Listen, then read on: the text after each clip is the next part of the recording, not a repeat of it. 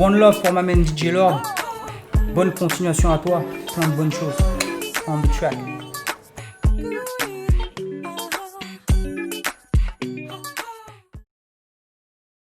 1999, premier album, Mat, éponyme, 2001 R&B de rue, 2003 Champ de bataille et 2006 Phoenix. Voilà. Différemment des autres, dans le sens où en même temps que je travaillais mon album, je travaillais aussi sur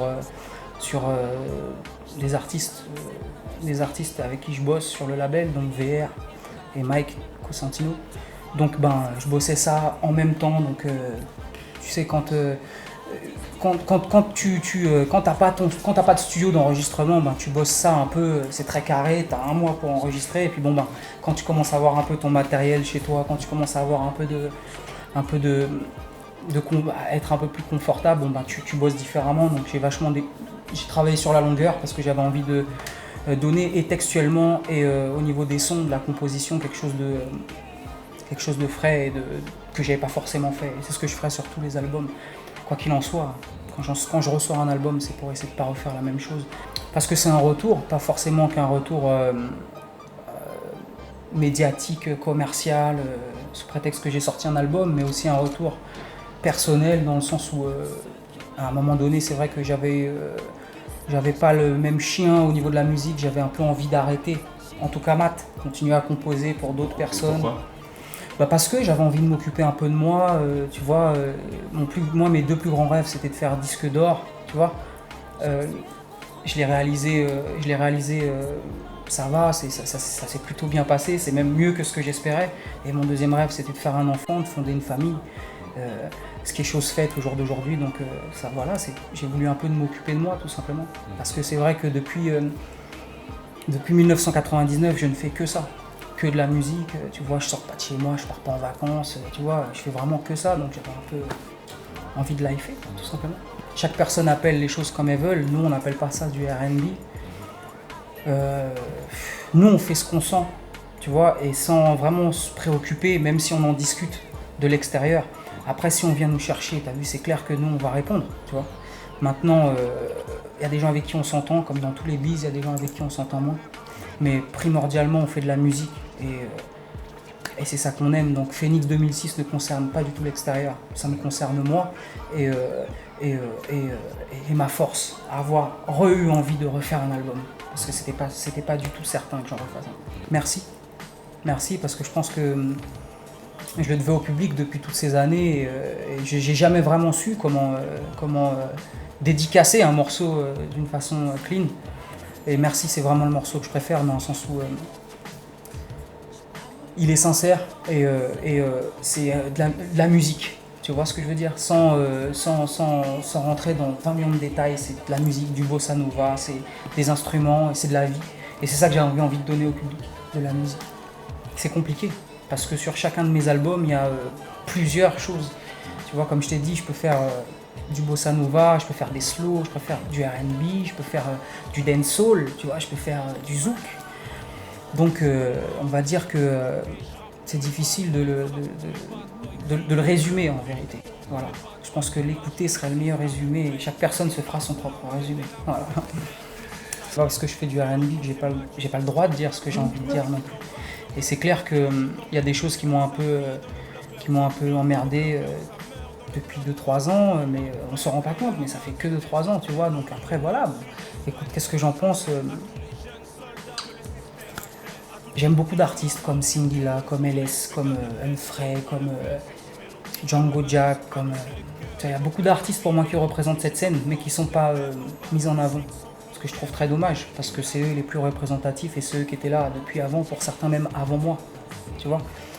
Et ce qui est malheureux, c'est qu'on en fasse une musique sans âme, tu comprends ? Pour les jeunes, une mode radiophonique.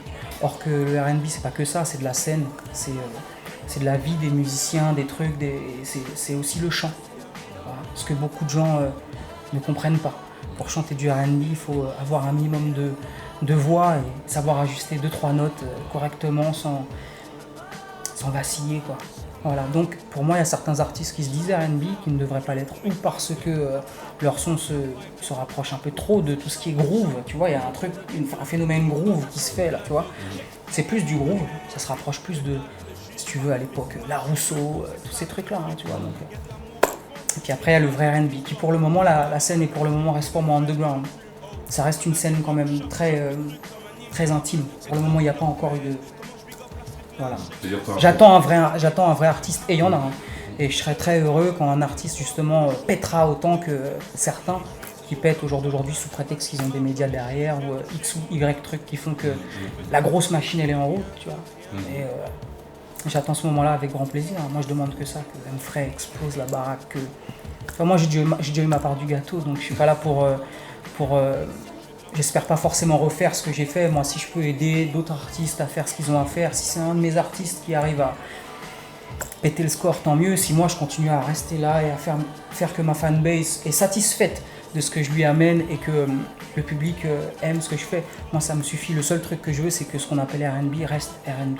Oui et non, quoi. Je vais continuer dans la musique, mais je dis bien dans la musique, tu vois. Ça veut dire que là, au jour d'aujourd'hui, j'ai un âge, j'atteins un certain âge aussi qui fait que j'ai envie, j'aspire à autre chose, hein, tu vois, me retrouver avec un orchestre. Peut-être t'as pas 50 ans. Non, effectivement, mais quand on a 29, à un moment donné, dans une musique qui a été on va dire, malheureusement, l'image de cette musique n'est pas telle qu'elle était auparavant, et si bien que c'est devenu une musique très très jeune, et c'est pas que, à certains moments, je me sens pas bien dedans, mais c'est vrai que, avec l'âge, avec le temps, c'est pas que 29 ans, j'en ai passé 20 dans la musique, tu vois. Donc en 20 ans, tu as le temps de voir et de passer à travers différents courants musicaux.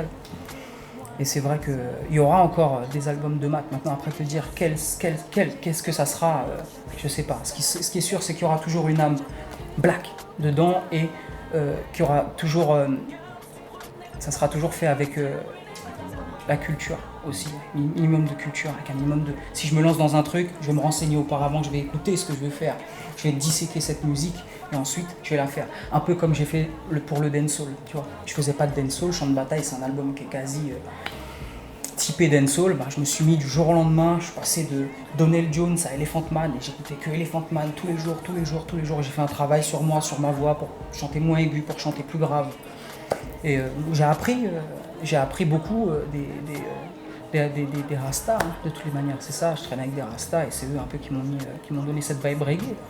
J'ai appris beaucoup de choses avec eux. Donc voilà. Ouais, justement, en octobre normalement. Donc on passera par la Suisse, ça c'est certain. Et puis divers autres endroits. J'espère en fin d'album pouvoir faire l'Afrique, tu vois. En fin d'album, j'espère aussi faire les Antilles. J'espère aussi, de toute façon, on a toute la France qu'on installe déjà. Et la Belgique aussi, tu vois. Donc je pense que c'est déjà une belle tournée. Donc, voilà, une vingtaine de dates, si ça se fait. Pour l'instant, on en a 10. Et les prochains clips, il y aura un autre clip qui est en préparation? Ouais, ça sera Merci normalement. Merci à tous ceux qui nous soutiennent depuis, moi je peux dire depuis déjà un bon nombre d'années. C'est vrai que la Suisse, c'est un marché que je connais pas énormément.